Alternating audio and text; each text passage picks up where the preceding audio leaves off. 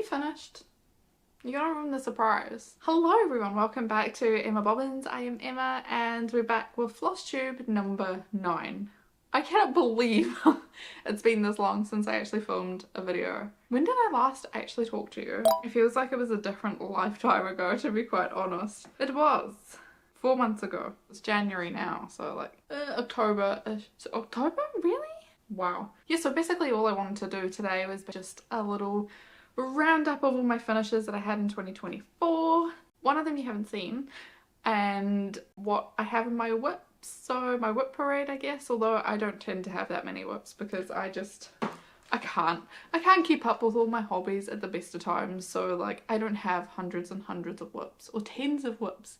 I don't even have 5s of WIPs. I have 3. And then I do have a little bit of haul, so I'll show you. How does that sound? How have you all been doing? Because woo, yeah, 2024 was a wild ride, and then we've decided to continue it into 2025 like a yeehaw cowboy. Oh, we start with the finishes, and then we'll go and kind of date. Oh no, I'm not even prepared. I've forgotten. I'll see if I can try find it. We still haven't like properly unpacked since moving, so you know, we've still just got like stuff everywhere. Although I think I know where one of them may be, so in a momento I'll be back. I have very exciting news, by the way. You're gonna have to wait to the end. I save all my exciting news to the end. First project that I finished in 2024 was the Elegant Geisha by Dimensions.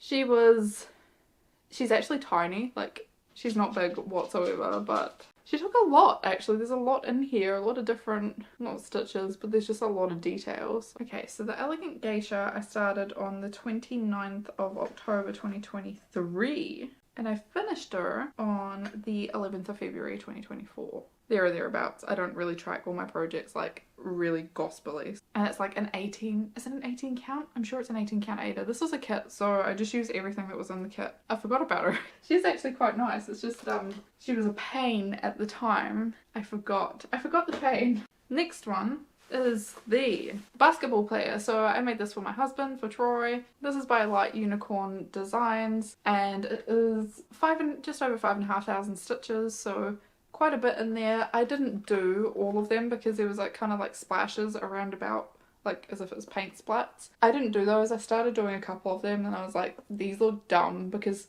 initially, well, on the mock-up picture it is on a white fabric. I've obviously used it. This is a 14 count black Ada. I actually do have a start to finish on this. If you want to go check it out, I'll leave it linked up in the corner. I really love this project. It was so funny. You need to go and watch the start to finish, because Troy was watching me literally stitch this project in front of him and I hadn't told him about it. We still haven't hung it up.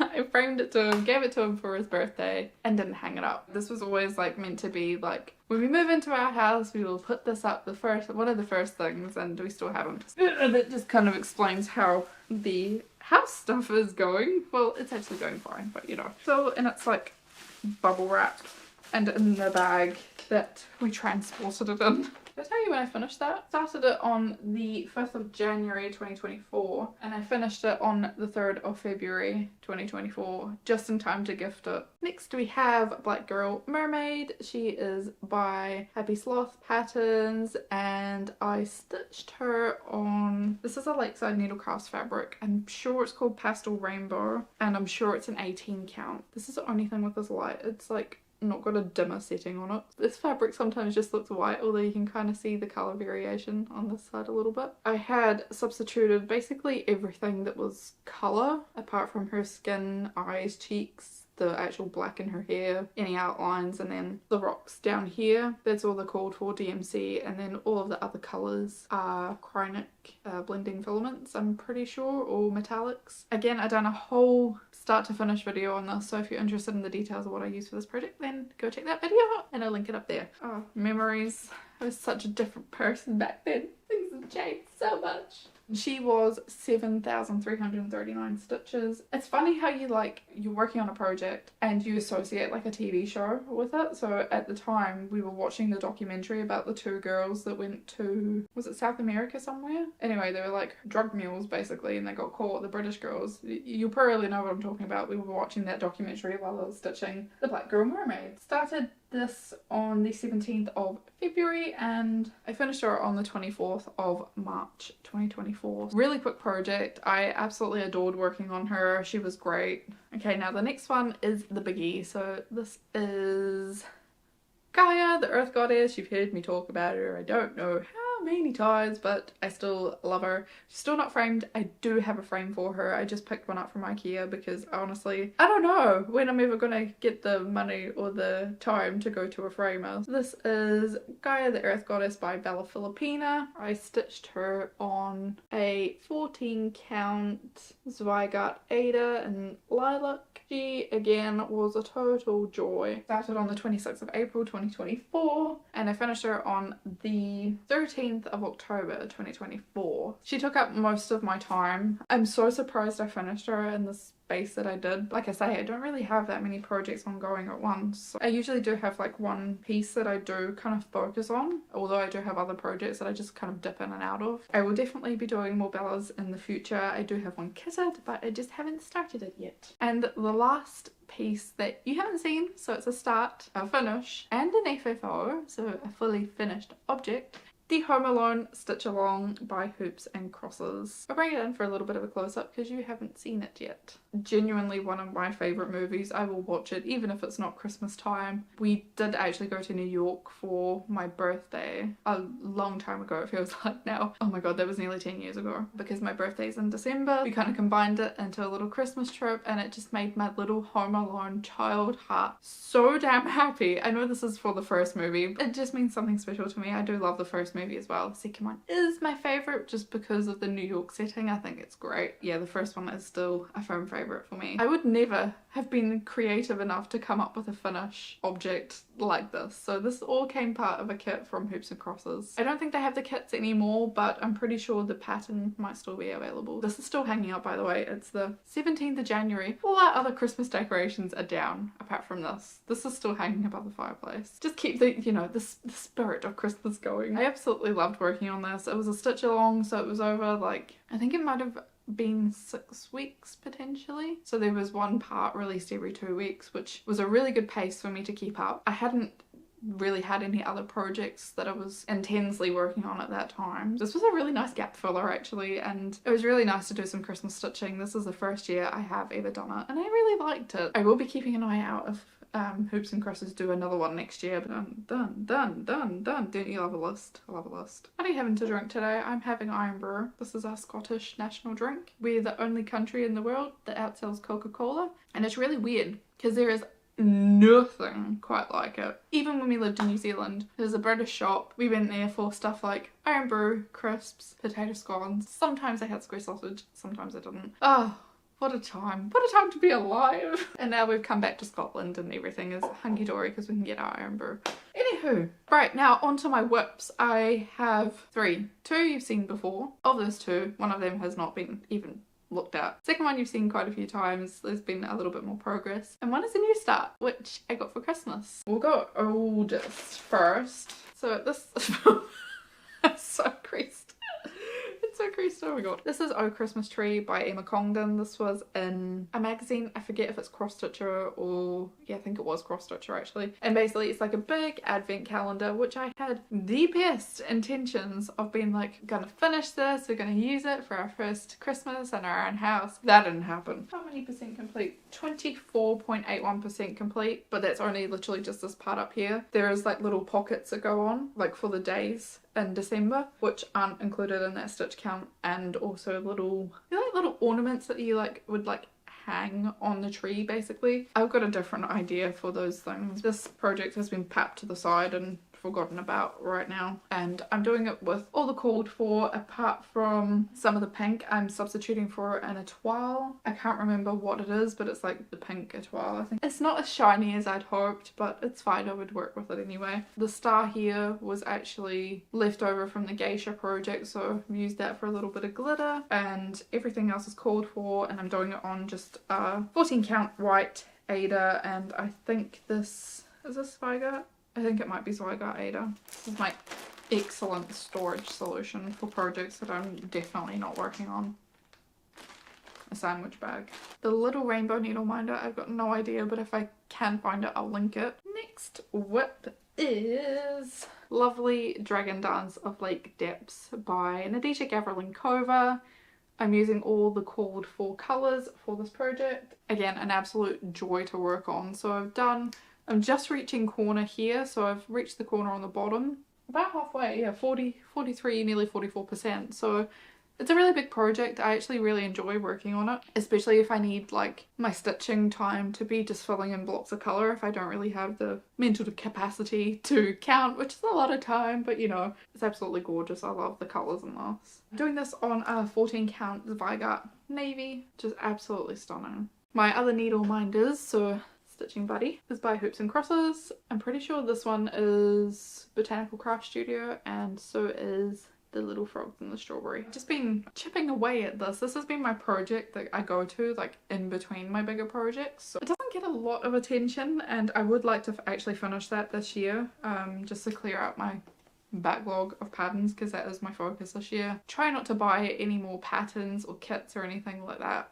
unless I do love something, which is fine. And basically I've got all the stuff ready to go for every other project that I already have. Technically I actually do have a fourth WIP, but I don't think I'm going to be finishing it. It's a knockoff kit for the winter cabin by Dimensions, so I'll put a picture maybe here. I was about 4,000 stitches into it, which is about 8%. I'm glad that I found the world of Flosstube when I did, and I didn't make any more progress, because I had my Disney Castle technically too, and they're so crap. Don't buy knockoff patterns and kits. Like, you can find so much better for like a little bit more money, and just an advocate for, you know, buying real things instead of knockoffs, of course, like any normal person. My last WIP is a new start. I got this for Christmas?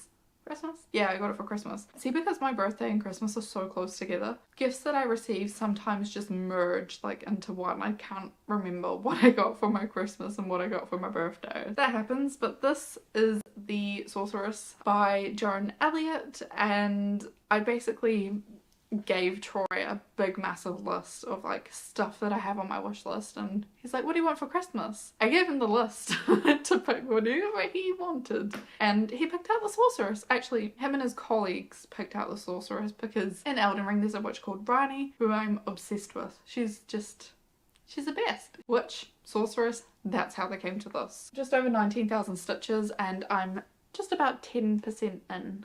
Started in the centre as always, and I've almost hit an edge here and not even having to move my Q-snap, which is great. I don't know if I'll get away with it on this side. Yeah, my centering isn't perfect, but you know, it'll do. And this is on the called for fabric for a change, so I think it's called Blackberry, and this is my first time stitching on even weave.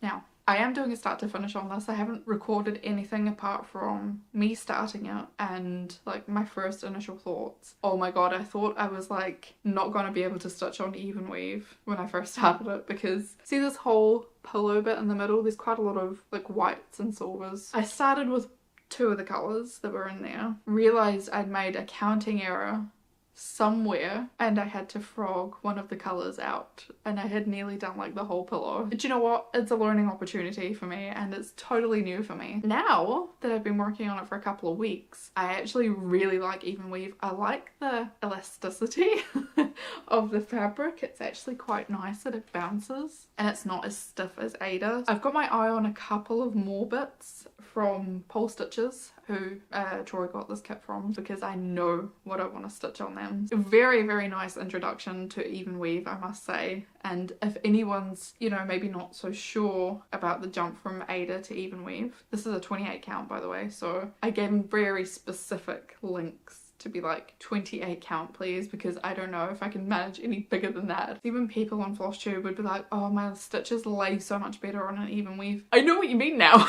The floss just flows through it so much easier, which is really, really nice. Will I go back to Ada? Of course I will. I've still got stuff that I want to use up. I'm not a convert by any manner of means. If there's something that's really nice in Ada, then I will buy the Ada. If there's something really nice in the even weave or Ada, I might go for the even weave actually. I'll give you one last little close up.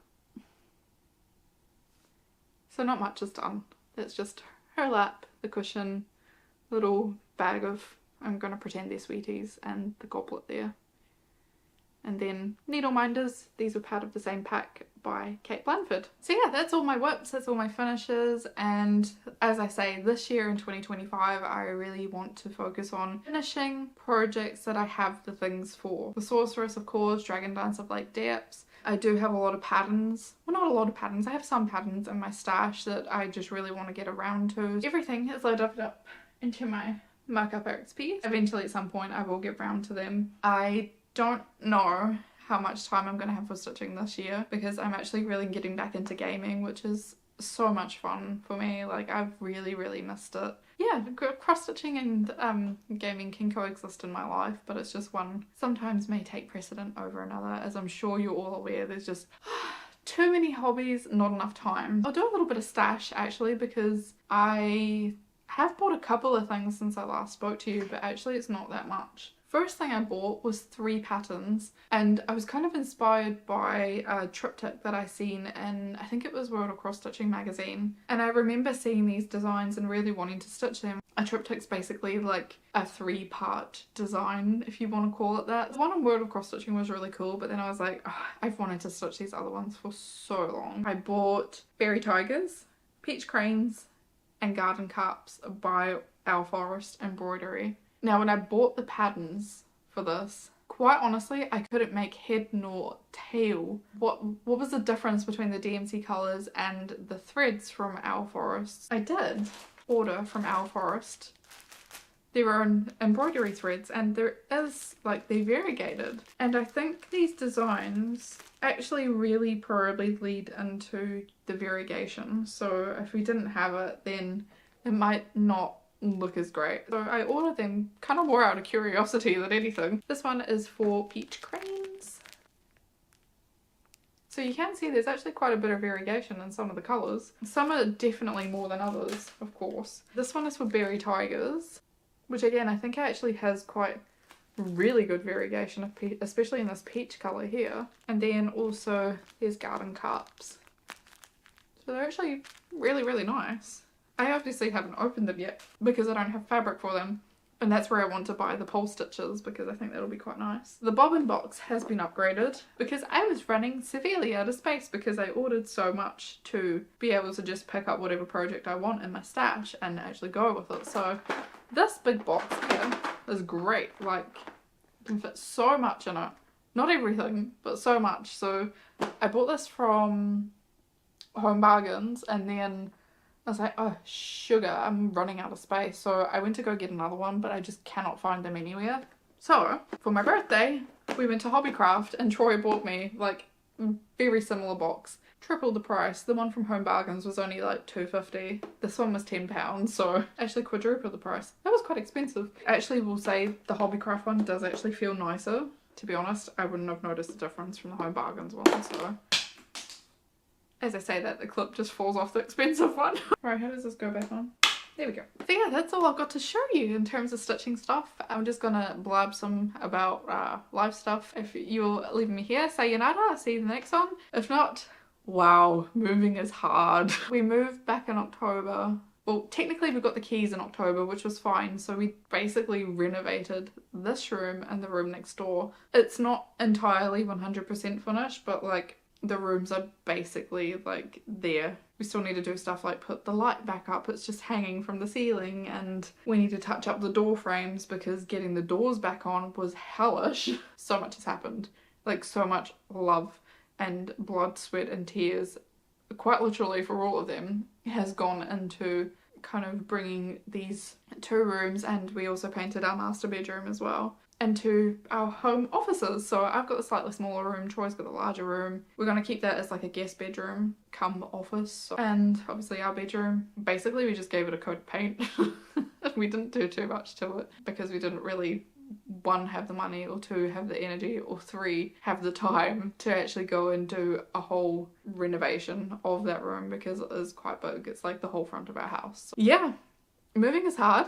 We actually moved in fully on the 1st of November, so we had rented a van for 2 days on the 31st and the 1st. Keeping in mind that we moved out of a bedroom, basically, and it took us those 2 full days to move all our stuff. I tried to extend our van rental for another day and they told me no, so then my dad comes on board because we're so behind. Lunchtime the day we're due to hand the van back, my dad's like, not a chance are you paying for another day of van rental. He's like, I'm coming, I'll dismantle your furniture for you, get it in the van, get it in the house, and just leave it. I was like, yes sir. Oh my god, that was hard.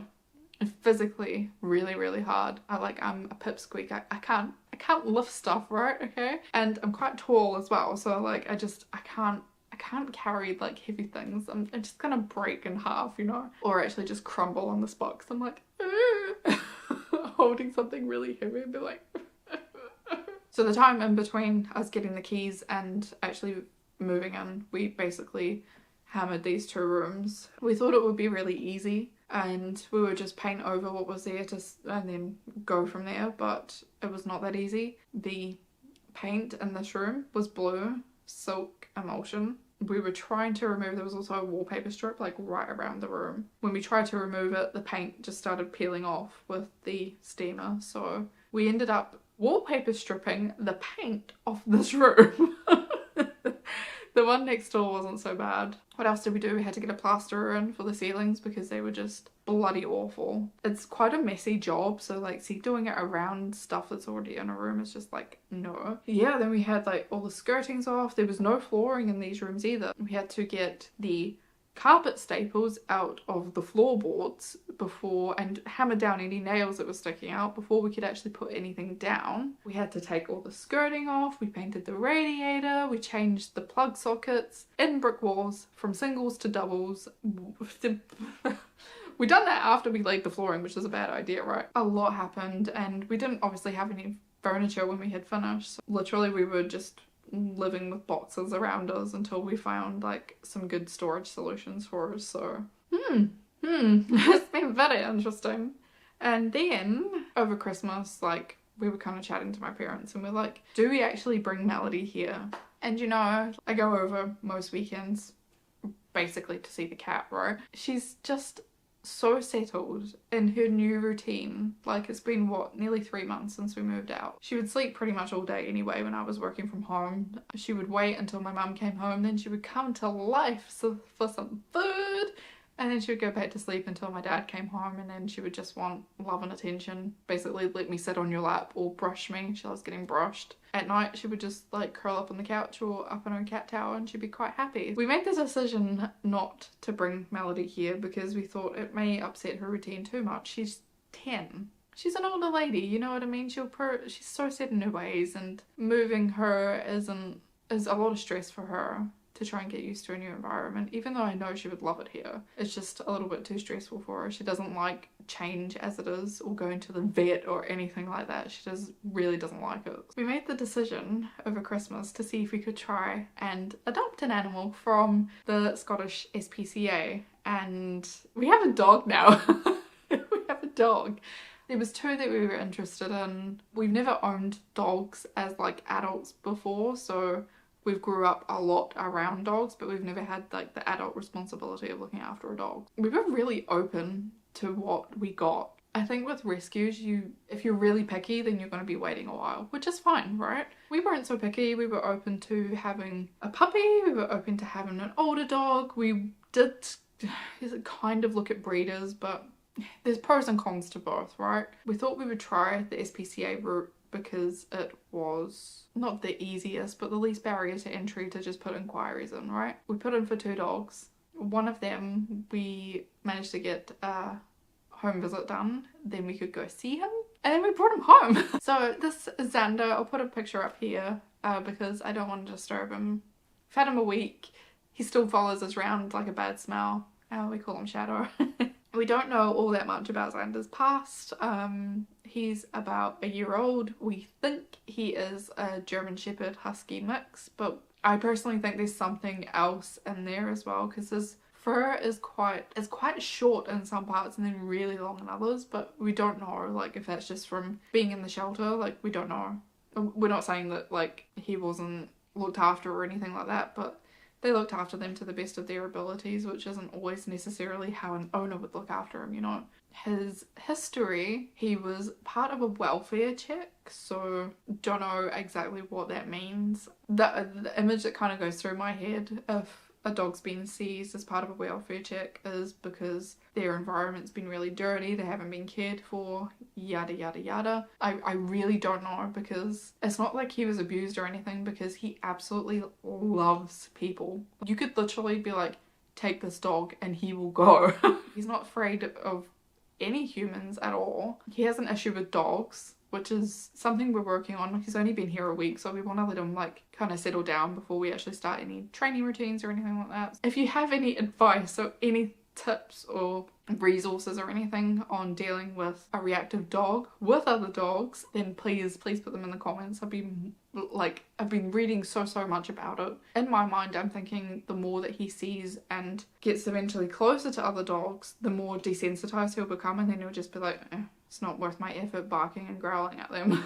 This is what really confuses me, because he knows commands. He knows like his sit, his paw, his you know, if you're like, hey, like don't do something, he won't do it, you know. He knows his name. He doesn't walk that great on the lead sometimes, but he just gets so worked up and excited. He pulls a lot of the time, so although his breed part husky might have something to do with that. He's been a challenge, really, honestly. The past week we didn't even think we'd have a dog this year, but you know, we discussed it over Christmas and we're like, we really want a pet, and we have both wanted dogs for so long. They were like, what the hell. He's just a handful at the moment. He is of course only a puppy still. You can kind of tell by some of his traits, he like wants to play all the time. And he gets really worked up as well. He doesn't know how to calm himself down yet, and that's why I won't have much stitching time, because I'm going to be training dog. That's me. That's all my news. That's plenty, I think, to keep you updated on. I honestly don't know when I'll be back on Flosstube, so until next time, I hope you all keep well and keep safe and have lots and lots of fun stitching or doing other hobbies that I know you have. Like, I see you. I know you have other hobbies that you're dibbling in and out of. Yeah, thanks for watching, and I'll see you in the next one. Bye! Bye! I'm slowly spinning on this chair, just like I used to as well. Should I do how many stitches and how long it took me? Oh, I don't know if I'm making this a bit complicated for myself because I'm not prepared. I cannot remember who the designer is, so I will have to check that. Hold on. Oh, sorry. Oh shit. Oh, God, what the? Okay, well, fuck knows where that is. Actually, I'll lie. I do actually have another one. He spoiled the surprise. Someone at the door and I'm not answering it because it's a bloody canvasser. Pain in the ass. We're trying to train the damn dog. Leave us alone. So, Xander! Xander! What are you barking at? Who's setting you off? Oh, dear Lord. Couldn't keep a secret, Xander. He's so good. He doesn't bark all that much. So. Just proving me wrong. Proving me wrong. What are you doing? Oh.